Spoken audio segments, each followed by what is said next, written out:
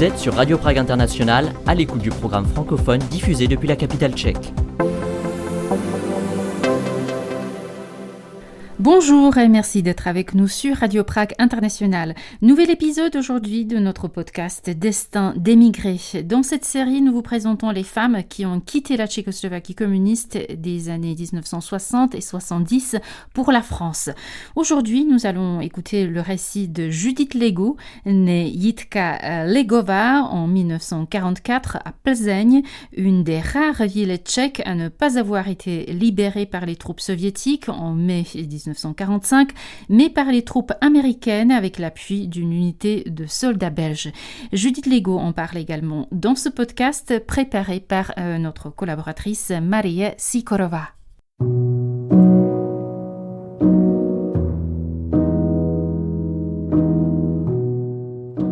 Destin de femmes émigrées. De la Tchécoslovaquie communiste vers la France. Une histoire de femmes en quête d'un monde libre.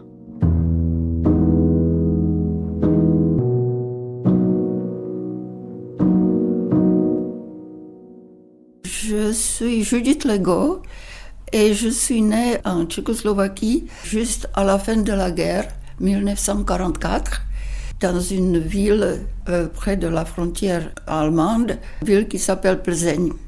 Plzeň qui est une ville industrielle et très connue par ses grandes usines Skoda.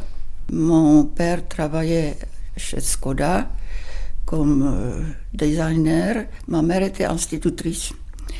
Et on vivait dans une maison familiale à la périphérie de la ville. C'était une maison avec un jardin. On vivait avec les parents de ma mère. Il y avait beaucoup d'étangs dans les environs. Il y avait des forêts pleines de myrtilles et de champignons.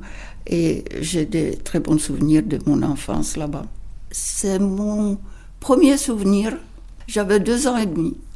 Et je me rappelle que j'étais assise dans la fenêtre en regardant la rue avec ma grand-mère et on attendait une voiture qu'à l'époque n'était pas très courante dans ce quartier. Et on attendait l'arrivée de ma maman. Et maman est arrivée avec une petite sœur. Et j'étais très très heureuse de la retrouver après quelques jours d'absence. Et je me souviens qu'elle essayait d'attirer mon attention sur le bébé, mais c'est pas ce qui m'intéressait, c'était surtout elle et son retour. Voilà. Donc c'est comme ça, on était 2, ma petite sœur Vlasta et moi-même. Un peu plus tard, maman a finalement pu retrouver son emploi d'institutrice, ce qui n'était pas très facile pour elle. Et finalement, donc, c'était une vie assez tranquille et sans problème. Dans les années 50, il y avait des fameux procès politiques. J'avais 6 ans, 7 ans. Ça m'a laissé quand même un souvenir bizarre. Toute la famille écoutait la radio. Je ne comprenais pas bien de quoi il s'agit. Je ne comprenais pas de quoi ils parlaient entre eux. Mais je me souviens d'une très désagréable voix de la radio qui criait. Un monsieur qui était fâché à crier. Ça m'a énervé, je me suis bouché les oreilles. Mes parents se sont regardés. Ils ont donc arrêté la radio. C'était une ambiance comme si quelque chose de très mauvais se tramait quelque part et quelque chose qui nous menaçait. L'ambiance était tout à fait schizophrène. Ma mère, quand elle revenait du travail, racontait comment, à l'école, elle était obligée de parler de la libération de la Tchécoslovaquie par l'armée rouge, le grand frère qui nous a apporté la liberté et tout. À la maison, elle disait, mais comment je peux l'expliquer aux enfants? Parce que tous les enfants savent, parce que leurs parents leur ont expliqué qu'à Plzeň, c'était des Américains qui sont arrivés. Et d'ailleurs, il y a encore des preuves. Vous avez des enfants à l'école qui sont un peu couleurs. Dans les caves, on trouve encore des boîtes de conserve militaires que les Américains nous ont laissées. Donc, on ne peut pas prétendre que c'était l'armée rouge. On est obligé d'en parler comme ça.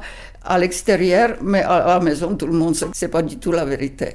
Donc c'était cette schizophrénie et très très rapidement, nous avons tous compris ce qu'on peut dire à la maison et ce qu'on ne peut pas dire. à l'école. Je me souviens que une fois, je devais avoir 14 ans, il y avait des élections et ma grand-mère m'a dit « Tu viens avec moi, il faut que tu vois comment ça se passe ». Alors je suis allée avec elle dans une salle d'élection. On est rentré à la maison avec ma grand-mère. Elle a sorti de sa poche tous les bulletins de vote. Mes parents ont dit, mais écoute, c'était sabotage, tu peux être arrêté parce que t'as pas voté du tout. Et ma grand-mère a dit, je vais quand même pas voter les communistes. Alors, donc, comme elle a déjà été un peu anarchiste, parce qu'elle racontait comment elle chantait la parodie de l'hymne austro-hongrois quand elle était petite à l'église, et comme elle a affiché sur la façade le drapeau hitlérien qu'elle était obligée de coudre sur la base des shorts de mon grand-père avec la croix gammée à l'envers. Bon, on savait très bien que notre grand-mère est quelqu'un de très spécial. Elle était résistante à sa façon.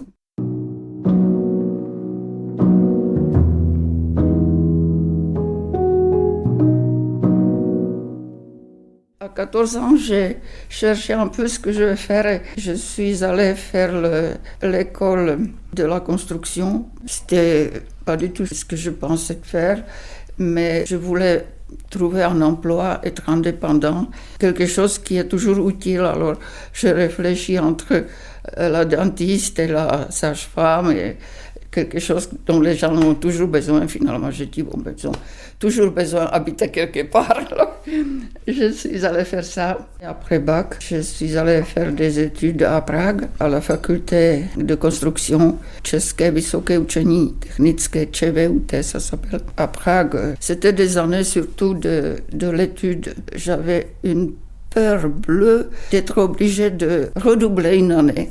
Je savais que c'était quand même pour mes parents assez difficile financièrement de me permettre d'étudier à Prague. Donc j'ai terminé mes études d'ingénieur en 1968.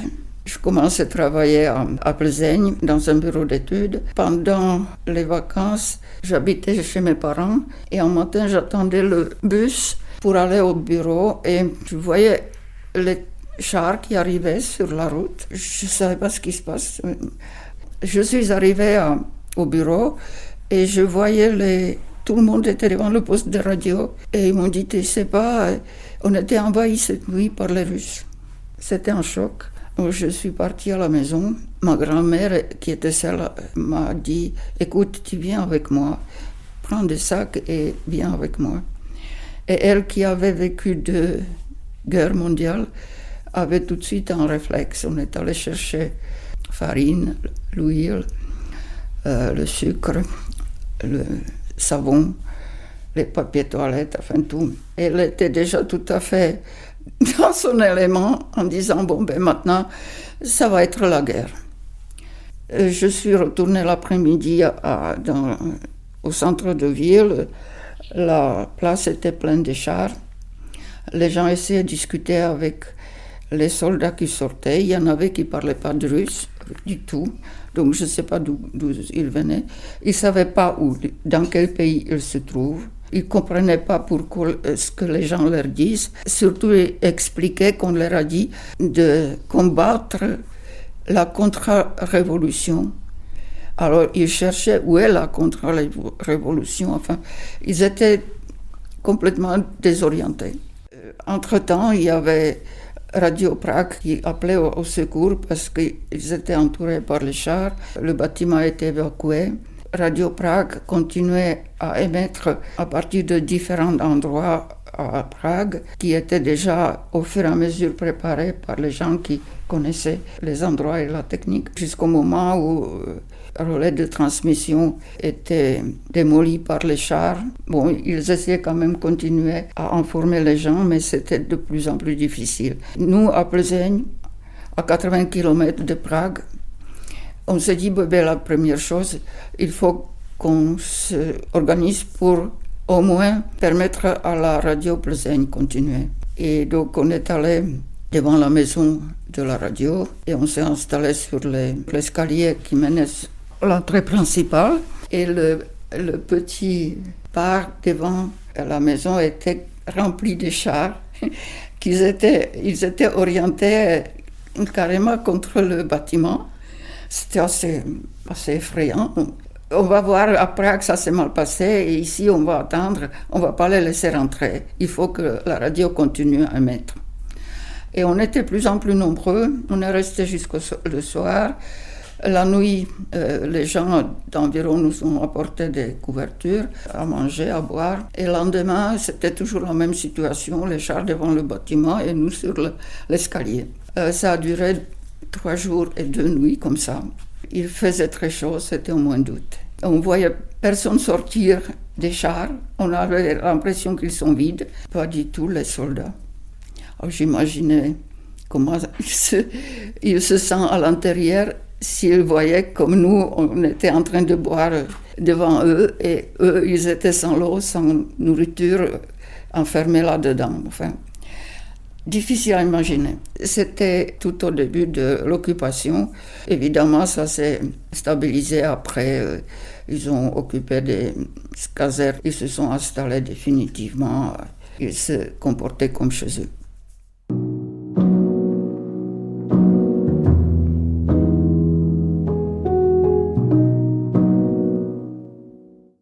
Moi, j'avais déjà prévu un voyage en France et j'avais mon visa depuis l'été 68, mon visa français. Et donc, j'avais mon passeport quand les Russes sont arrivés et quand la situation commençait vraiment à devenir plus en plus triste. Je n'arrivais pas à m'habituer, après ce printemps de Prague, à cette ambiance à nouveau complètement policière et très, très lourde. Et donc, je me suis dit, ça va pas aller longtemps. J'étais révoltée. Je me suis dit, ou bien je serai arrêtée parce que je vais pas me retenir, je vais dire ce que je pense. Et il fallait pas, surtout à cause de mes parents.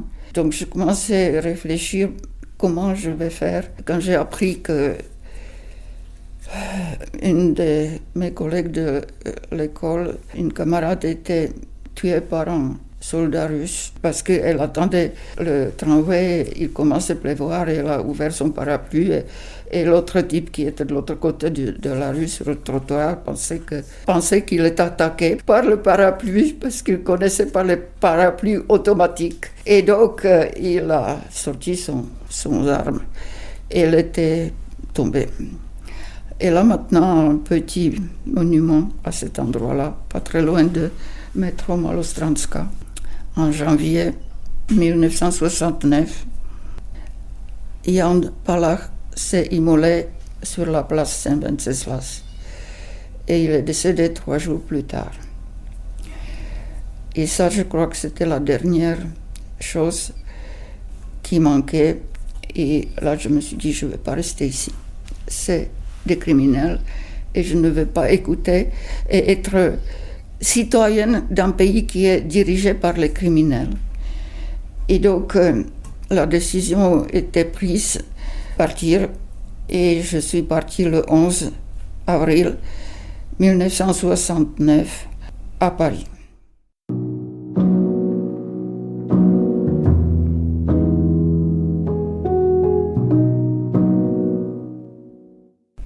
Je suis arrivée le matin à 7h à la gare de l'Est et je ne savais pas parler le français, je n'avais pas l'argent, mais je connaissais un étudiant qui est arrivé à Paris avant moi.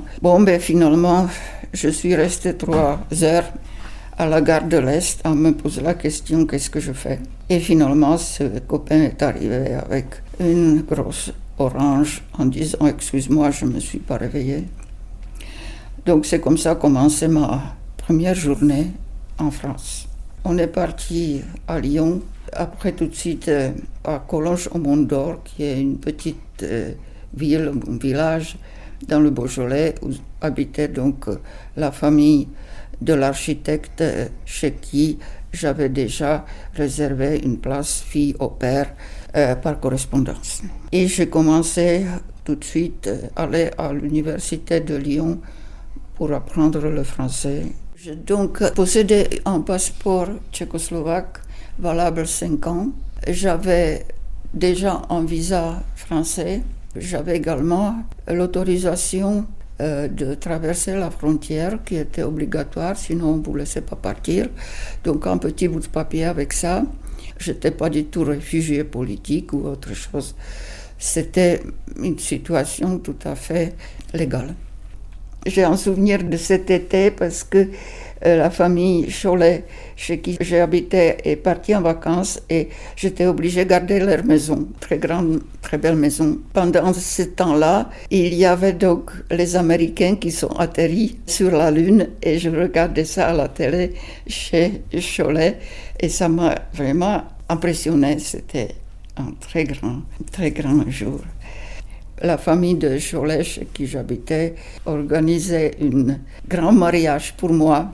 Et je me suis donc mariée avec le copain de l'école qui m'a un petit peu aidée au début, mes débuts en France, dans cette grande maison aux Collonges au Mont d'Or. C'était pas chez Bocuse, qui était déjà très célèbre, mais c'était quand même un très grand mariage parce que Madame Cholet se sentait responsable de moi vis-à-vis de ma mère et donc elle était heureuse de pouvoir prouver qu'elle s'occupait de moi jusqu'à la fin et que je pouvais maintenant vivre en France comme une femme mariée tout à fait légalement. Et après, j'ai donc quitté leur maison. Avec mon mari, on a commencé à habiter à Lyon. Donc, j'étais obligée de commencer à travailler très rapidement. On voyait très clairement que la situation va continuer à se dégrader et qu'il n'y a aucune possibilité que le régime s'améliore ou devient un peu moins inhumaine, moins orientée vers l'Union soviétique. Donc c'est à ce moment-là où j'ai pris la décision de rester en France avec beaucoup de peine pour mes parents parce que je savais que pendant des années on ne pourrait pas se voir et c'était surtout aussi pour mes grands-parents qui étaient âgés et tout le monde me manquait beaucoup.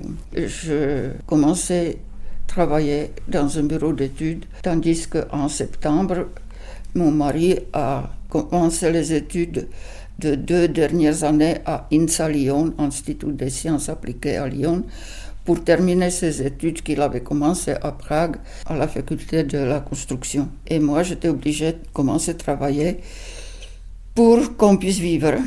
Mais bon, je suis finalement arrivée au fur et à mesure à apprendre le français au bureau parce que c'était quand même le français technique que j'avais besoin d'abord. Je commençais à communiquer. À l'époque, les immigrants tchèques étaient très bien accueillis. Les Français suivaient le développement pendant le printemps de Prague et l'occupation après, c'était quand même un choc pour toute l'Europe. Donc ils étaient très très gentils, très ouverts, très accueillants. Je pouvais donc reprendre mes études et comme j'avais un diplôme d'ingénieur qui était reconnu en France, tout à fait au niveau du diplôme français, je pouvais intégrer une école pour les ingénieurs français, Centre des hautes études de la construction, pour une année d'études pratiques d'ingénieur. Voilà. Du coup, je suis partie à Paris. J'ai essayé donc suivre l'enseignement technique français, mais je me suis rendu compte assez rapidement que mes collègues des ingénieurs sortis des grandes écoles françaises sont excellents en mathématiques, mais ne connaissent absolument rien de la construction. Donc ils ne savaient pas lire les plans, ils ne savaient pas connaître les matériaux, c'était inutile pour eux. Et finalement, je me suis rendu compte quand il y avait des projets à faire en groupe, tout le monde voulait travailler avec moi parce qu'ils savaient que je vais le faire et ils n'auront qu'ajouté leur signature à la fin. J'ai terminé cette année comme la seule fille parmi 99 jeunes ingénieurs français et avec mon diplôme qui était chèque Centre des hautes études de la construction qui était reconnu par la profession, très connu. J'étais donc absolument sans aucun problème embauchée tout de suite dans une grande entreprise de construction française. En France, c'est le pays qui a inventé le béton, donc je me sentais dans mon élément. J'étais donc finalement responsable de quelques dessinateurs techniques et je travaillais donc avec eux sur les plans pour les constructions à l'étranger. On envoyait les plans sur les chantiers où les expatriés français s'occupaient donc d'organiser le chantier.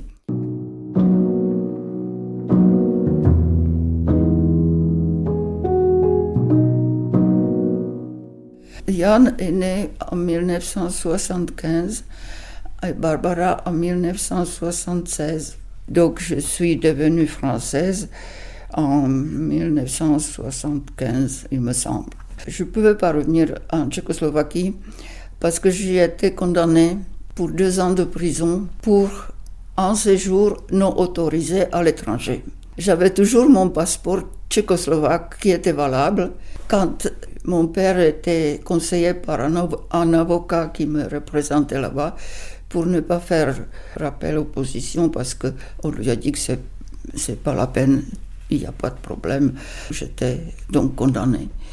Donc je ne pouvais pas revenir là-bas. J'étais sur une liste noire au consulat tchèque en France et donc mes parents non plus ne pouvaient pas venir et du coup j'étais donc quelqu'un non désirable là-bas. Le problème, c'était l'année où mon père est parti à la retraite. Pour la première fois, demandé de venir me voir. C'était autorisé sous la condition de venir me persuader de retourner en Tchécoslovaquie. Donc, ils venaient tous les deux pour la première fois ici. Et mon père, qui était pour la première fois dans un pays occidental, était très, très ému. Et finalement, comme il y avait 2 petits enfants, et puis il s'est rendu compte que ma vie, ça se passe normalement, il s'est calmé un peu. J'ai seulement un souvenir, le premier jour, quand ils sont arrivés, je demandais à mon père de m'accompagner pour faire des courses. J'habitais à l'époque à Vélizy.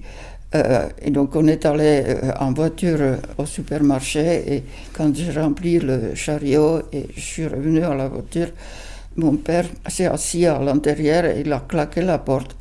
Et je l'ai regardé, il était tout rouge, il disait rien.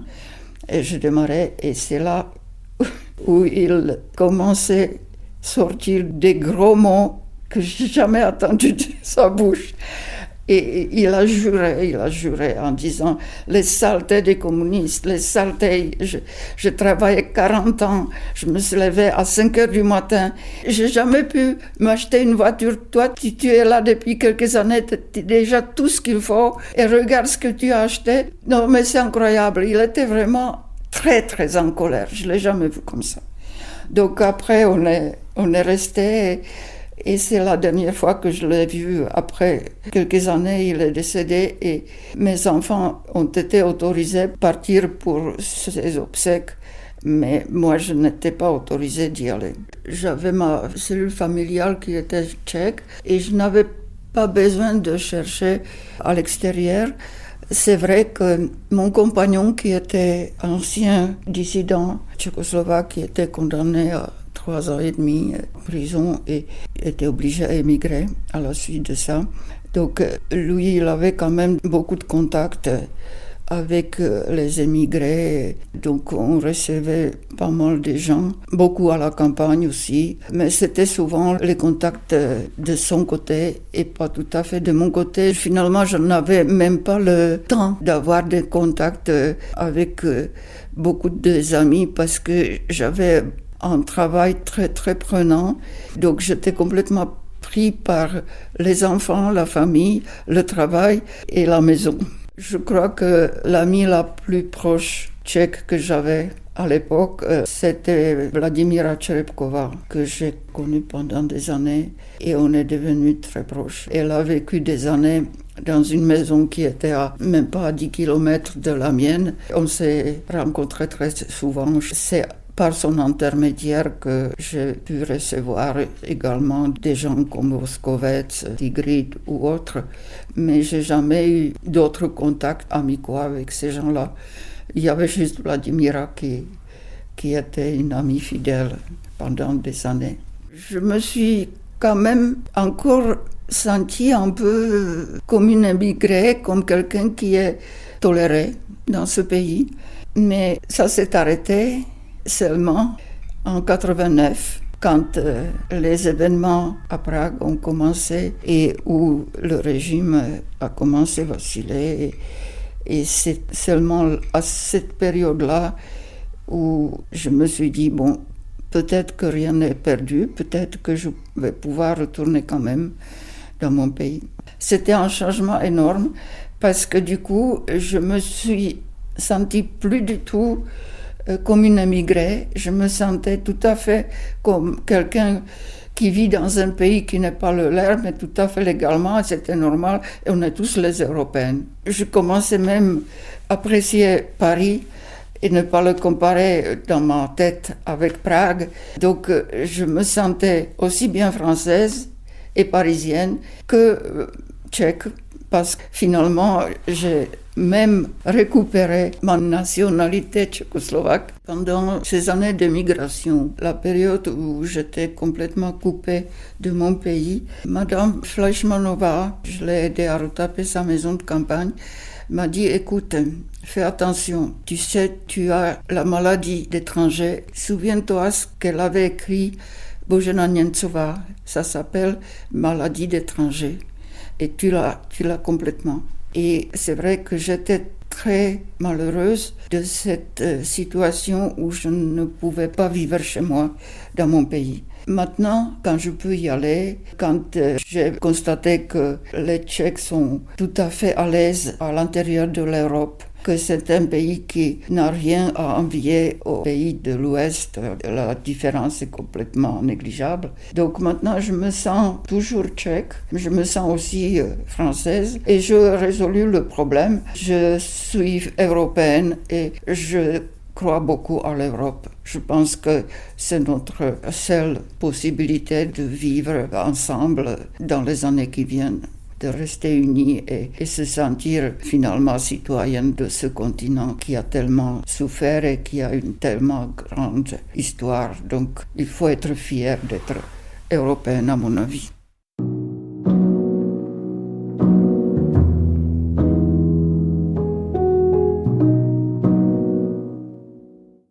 C'était Judith Legault dans le podcast Destin d'émigrés.